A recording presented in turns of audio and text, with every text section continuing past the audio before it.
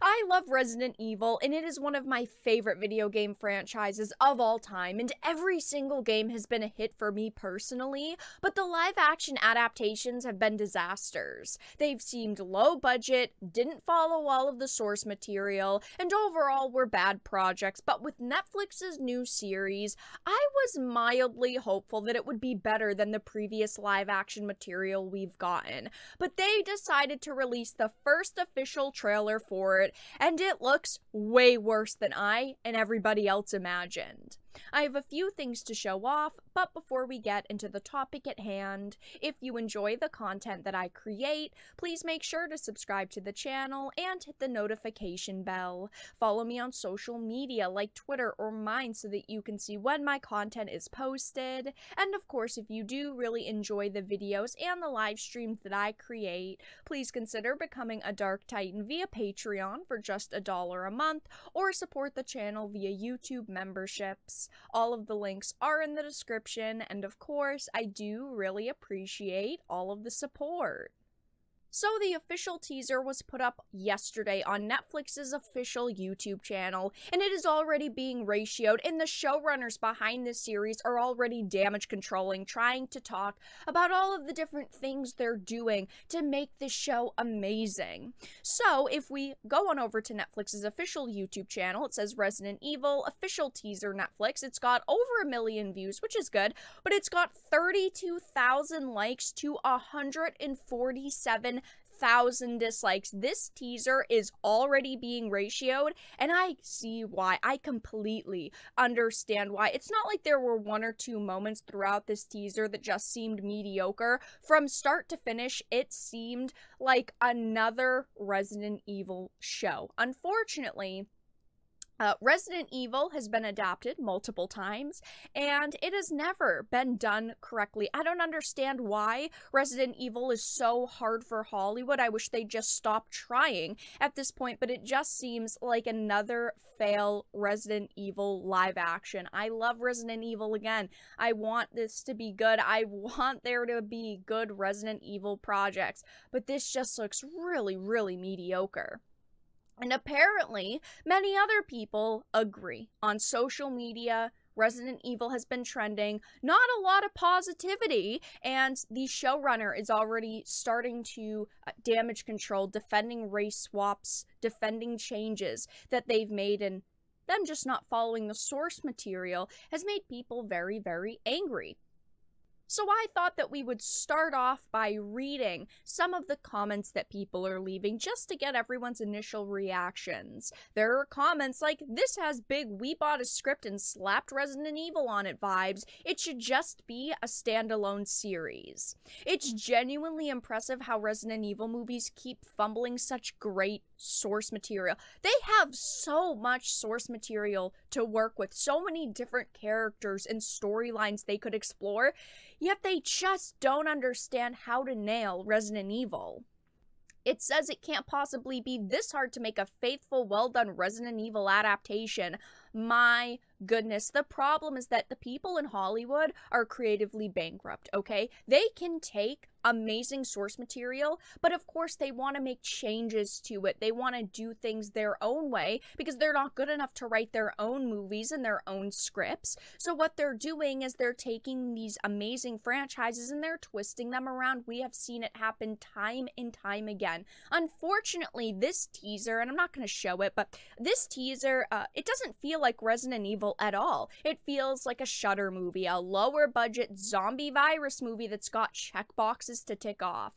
Only people of color, women holding hands, bright flashy lights that's supposed to feel reminiscent of the 80s, and that's my problem here. They very clearly aren't worried about following the source material. It looks like they're doing the same thing that the Halo show is doing, which is take general themes and names, then change everything else and expect people to show up because of love and nostalgia, but it doesn't work anymore. People are seeing this same situation happen over and over, and they're finally realizing how dumb these films and series turn out to be.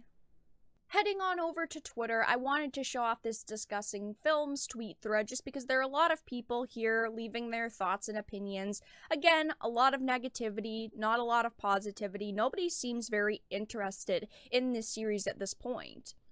Somebody commented, literally got 10 seconds in and lost interest. Who wants to bet this will be a mid/low tier Netflix show that will get 8 seasons and a movie? There's always a possibility because they have this IP name. They're hoping that they're gonna make a bunch of different content surrounding it. Or at the same time, we could see it be a complete and utter failure like the Cowboy Bebop show. While the original Cowboy Bebop anime is beloved and it is super amazing, unfortunately, the Netflix live action adaptation was a complete failure. It's sitting at a 50% score on Rotten Tomatoes.